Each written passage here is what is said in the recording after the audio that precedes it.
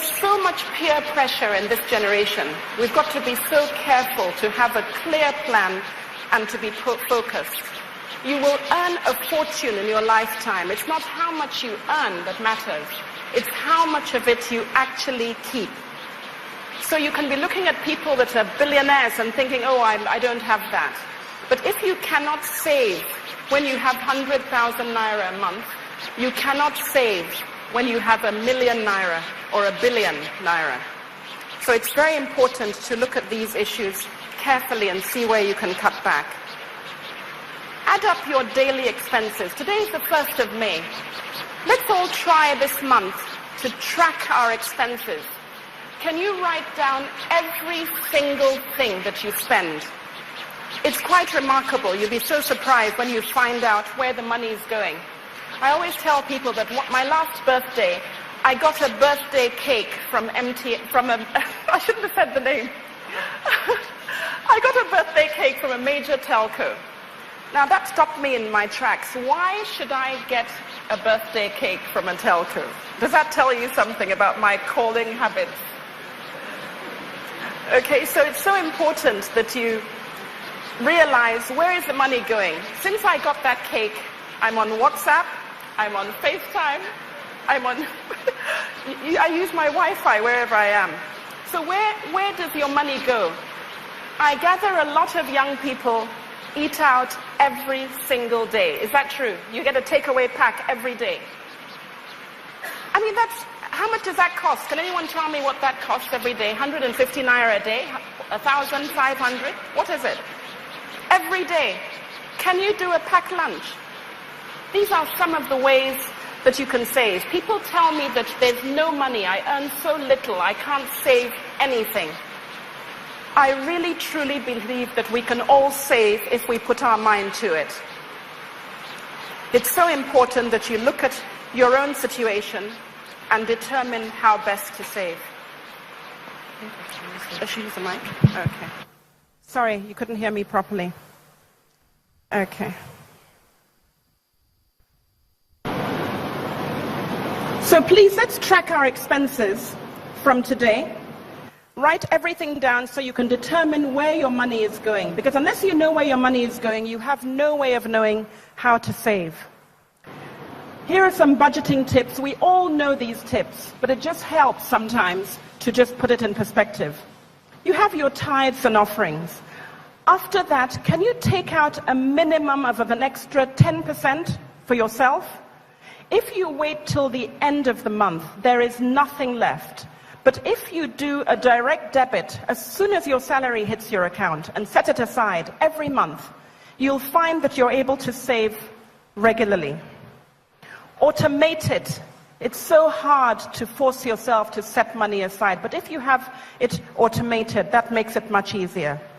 Shopping with a list. You know what it's like going to a major supermarket without a list. Ladies, we're all guilty. You just go down from aisle to aisle and pick everything off the shelves. But with a list, it helps you to curb the excess.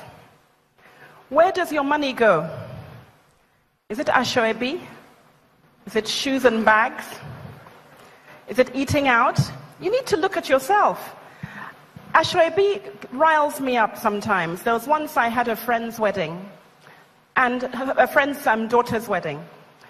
I normally would rather just wear what I have, but this time I decided to go to her house and see about the ashwebi. It was 150,000 naira.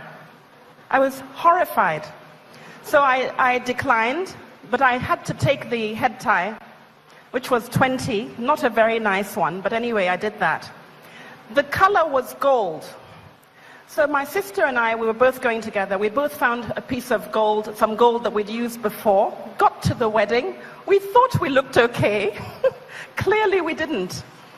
We got there, sat down, and found that there was A grade, B grade, and C grade food.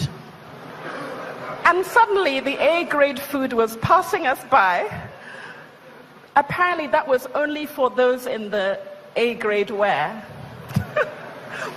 And then when it came to the going away bags, we got mugs and notebooks, but other people got nice dishes and so on. But it didn't matter. We saved 150,000 naira, quite frankly.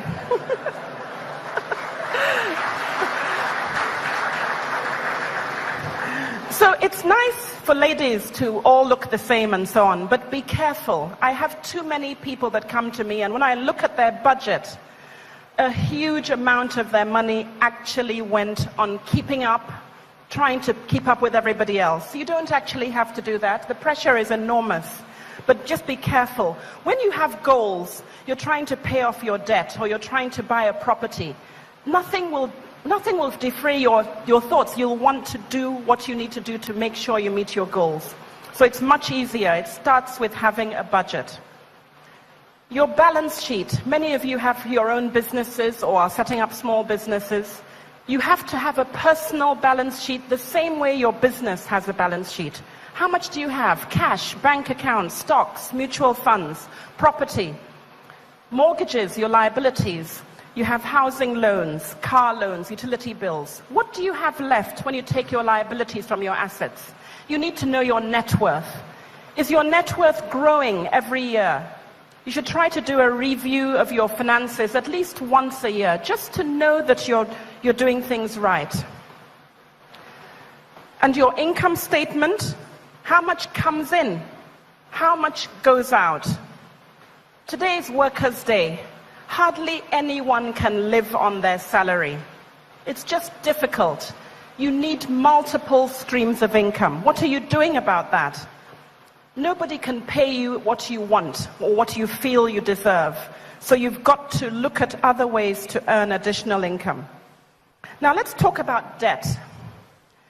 Debt can be a dream killer, but it can also be one of the best ways to leverage for your financial security. It's how you determine your debt that matters. There's good debt and there's bad debt.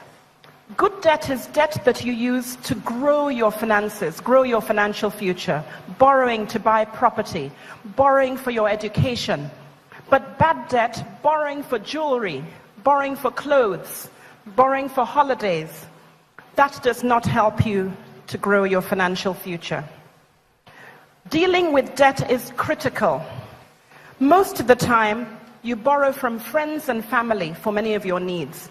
If you're someone that borrows and never pays back, it's a huge issue. You think that it's working for you, but the day you really have a need, you won't have anyone lending to you. Most of the time, family and friends give you it's interest-free loans, which is great for your small business starting out. But if you're somebody that sees the person that you're owing and goes through the back door, takes them off your phone, we all know it's so annoying. It is so annoying. So if you're